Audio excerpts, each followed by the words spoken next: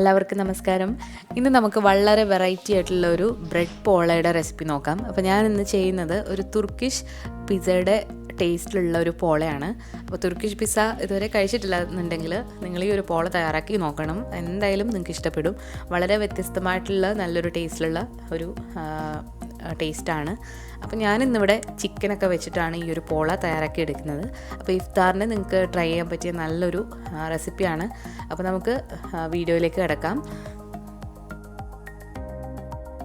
അപ്പോൾ ഇതിലേക്ക് നമ്മൾ ഒരു 250 ഗ്രാം ചിക്കൻ ഉപ്പും മഞ്ഞളും ഇട്ട് വേവിച്ചിട്ട് ഇതുപോലെ ഉടച്ചു വെച്ചിട്ടുണ്ട്. പിന്നെ വേണ്ടത് ഒരു 5 സ്ലൈസ് ബ്രെഡാണ്. അതിൻ്റെ അരികൊക്കെ ഒന്ന് കട്ട് ചെയ്തതിന് ശേഷം ഇതുപോലെ ചെറിയ ക്യൂബുകളായിട്ട് മുറിച്ച് വെച്ചിട്ടുള്ളതാണ്. അതൊരു പാത്രത്തിൽ ഇതുപോലെ നിരത്തി വെക്കുക. ഇനി നമുക്കിതിലേക്ക് വേണ്ട മസാല തയ്യാറാക്കി എടുക്കാം. അപ്പോൾ ഒരു പാത്രത്തിലേക്ക് കുറച്ച് വെജിറ്റബിൾ ഓയിൽ ഒഴിച്ചു കൊടുത്തിട്ടുണ്ട്. ഇനി ഒരു വലിയ സവാള പൊടിയായിട്ട് അരിഞ്ഞത്, ഒരു ചെറിയ കഷ്ണം ഇഞ്ചി, 4 അല്ലി വെളുത്തുള്ളി, 2-3 പച്ചമുളക്. അപ്പോൾ ഇത് കൂടി ഇട്ട് ആവശ്യത്തിനുള്ള ഉപ്പ് കൂടി ഇട്ടിട്ട് നമുക്കിതൊന്ന് റോസ്റ്റ് ചെയ്തെടുക്കാം.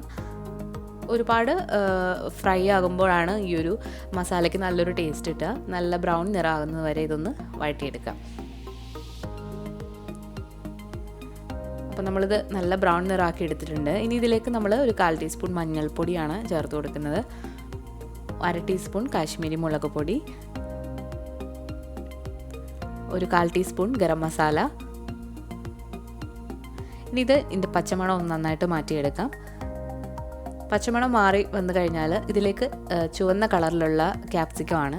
അപ്പം ക്യാപ്സിക്കം ഏത് കളർ വേണമെങ്കിലും നിങ്ങൾക്ക് എടുക്കാം, ഇല്ലെങ്കിലും കുഴപ്പമൊന്നുമില്ല. പക്ഷേ തുർക്കിഷ് പിസ്സയിലെ ഒരു മെയിൻ ഇൻഗ്രീഡിയൻ്റ് ആണ് ഈ ഒരു ചുവന്ന കളറിലുള്ള ക്യാപ്സിക്കം. ഇനി ഇതിലേക്ക് കുറച്ച് ചില്ലി സോസ് ചേർത്ത് കൊടുക്കുകയാണ്. അപ്പോൾ ചില്ലി സോസിന് പകരം നിങ്ങൾക്ക് ടൊമാറ്റോ സോസും ചേർത്ത് കൊടുക്കാവുന്നതാണ്. അപ്പോൾ ഇതുകൂടി ചേർത്തിട്ട് നന്നായിട്ടൊന്ന് ഇളക്കിയതിന് ശേഷം നമുക്ക് വേവിച്ച് വെച്ചിരിക്കുന്ന ചിക്കൻ ഇതിലേക്ക് ചേർത്ത് കൊടുക്കാം. ഇനി ഇത് നന്നായിട്ടൊന്ന് ഇളക്കി ഒന്ന് മിക്സ് ചെയ്തെടുക്കാം. ഇപ്പോൾ നമ്മുടെ ഫില്ലിങ് റെഡി ആയിട്ടുണ്ട്. ഇനി നമുക്ക് മുട്ട ഒന്ന് അടിച്ചെടുക്കണം. അപ്പോൾ അതിന് വേണ്ടിയിട്ട് ഞാനിവിടെ 4 മുട്ടയാണ് എടുത്തിട്ടുള്ളത്. ഇത് മിക്സിയുടെ ജാറിലിട്ട് നന്നായിട്ടൊന്ന് അടിച്ചെടുക്കണം. നല്ലോണം പതപ്പിച്ചിട്ട് വേണം ഇത് അടിച്ചെടുക്കാനായിട്ട്. അപ്പോൾ നന്നായിട്ട് അടിച്ചെടുത്തിട്ടുണ്ട്. ഇനി നമുക്ക് ബ്രെഡ് ഒന്ന് സോക്ക് ചെയ്ത് വെക്കണം. അപ്പോൾ അതിന് വേണ്ടിയിട്ട് 1 കപ്പ് പാലെടുത്തിട്ടുണ്ട്. അതിലേക്ക് കുറച്ച് മുട്ടയുടെ കൂട്ടും കൂടി ഒഴിച്ചിട്ട് നന്നായിട്ടൊന്ന് മിക്സ് ചെയ്ത് കൊടുക്കാം. ഇനി ഇതിലേക്ക് കുറച്ച് ഉപ്പും ഒരു നുള്ളു കുരുമുളക് പൊടിയും കൂടി ഇട്ട് കൊടുക്കുകയാണെങ്കിൽ ബ്രെഡിലേക്കും ആ ഒരു ഫ്ലേവറൊക്കെ നന്നായിട്ട് ഇറങ്ങിക്കിട്ടും. അപ്പോൾ ഇത് നന്നായിട്ടൊന്ന് മിക്സ് ചെയ്ത് കൊടുത്തതിന് ശേഷം നമ്മൾ നേരത്തെ കട്ട് ചെയ്ത് വെച്ചിരിക്കുന്ന ബ്രെഡിന് മുകളിലായിട്ട് ഈ ഒരു കൂട്ട് ഒഴിച്ചു കൊടുക്കുകയാണ്. അപ്പോൾ ബ്രെഡ് ഒന്ന് മുങ്ങിക്കിടക്കാൻ വേണ്ടിയിട്ട് നമ്മളിത് ഒഴിച്ചു കൊടുക്കണം.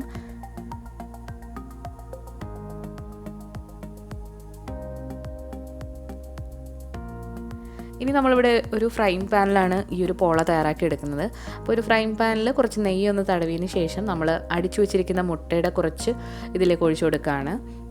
അപ്പോൾ ഏറ്റവും താഴത്തെ ലെയർ എന്ന് പറയുന്നത് മുട്ടയാണ്. ഇനി ഇതിന് മുകളിലായിട്ട് നമ്മൾ നേരത്തെ പാലിൽ കുതിർത്ത് വെച്ചിരിക്കുന്ന ബ്രെഡിൻ്റെ കഷ്ണങ്ങൾ നിരത്തി കൊടുക്കുകയാണ്. അപ്പോൾ എല്ലാം ഇതുപോലെ നിരത്തി കൊടുത്തിട്ടുണ്ട്. ഇനി നമ്മളിതിന് മുകളിലായിട്ട് നമ്മൾ തയ്യാറാക്കി വെച്ചിരിക്കുന്ന ഫില്ലിംഗാണ് ചേർത്ത് കൊടുക്കുന്നത്. അപ്പോൾ ചിക്കന് പകരം നിങ്ങൾക്ക് ബീഫോ അല്ലെങ്കിൽ മട്ടനോ ഏത് വേണമെങ്കിലും എടുക്കാവുന്നതാണ്. അപ്പോൾ ഫില്ലിംഗ് കൂടി നിരത്തി കൊടുത്തു കഴിഞ്ഞാൽ ഇതൊരു പിസ്സയുടെ ടേസ്റ്റിലാണല്ലോ. അപ്പോൾ ഞാനിവിടെ കുറച്ച് ചീസ് കൂടി ഇതിലേക്ക് ഇട്ട് കൊടുക്കുന്നുണ്ട്. ഇത് മോസറല്ല ചീസാണ് ഇതിൻ്റെ മുകളിലായിട്ട് ഇട്ട് കൊടുക്കുന്നത്. അപ്പോൾ ചീസ് ഇട്ട് കൊടുത്തതിന് ശേഷം വീണ്ടും ഇതിന് മുകളിലായിട്ട് ബ്രെഡിൻ്റെ കഷ്ണങ്ങൾ നിരത്തി കൊടുക്കുകയാണ്. അപ്പോൾ ഇതുപോലെ എല്ലാം നിരത്തി കൊടുക്കുകയാണ്.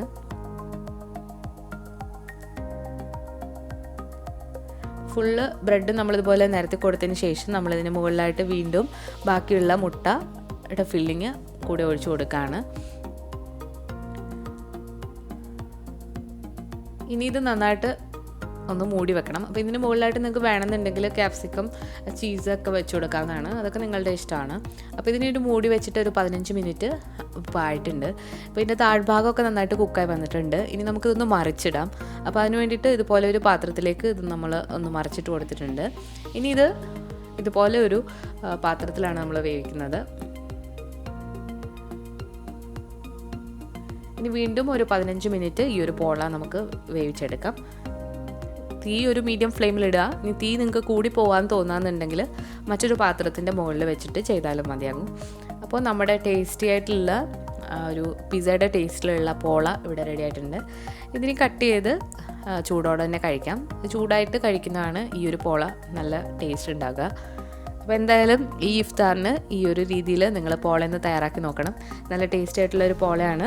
അപ്പോൾ നിങ്ങൾക്ക് ഈ വീഡിയോ ഇഷ്ടമായിട്ടുണ്ടെങ്കിൽ ഒന്ന് ലൈക്ക് ചെയ്യുക, അതുപോലെ തന്നെ ഒന്ന് ഷെയർ ചെയ്യുക. പുതിയതായിട്ട് ചാനൽ കാണുന്നവരാണെങ്കിൽ ഒന്ന് സബ്സ്ക്രൈബ് ചെയ്യുക. റൈറ്റ് സൈഡിലായിട്ട് കാണുന്ന ബെല്ലൈക്കൺ കൂടി ഒന്ന് ക്ലിക്ക് ചെയ്യണം. അപ്പോൾ പുതിയൊരു റെസിപ്പിയായിട്ട് വീണ്ടും വരുന്നതാണ്. താങ്ക്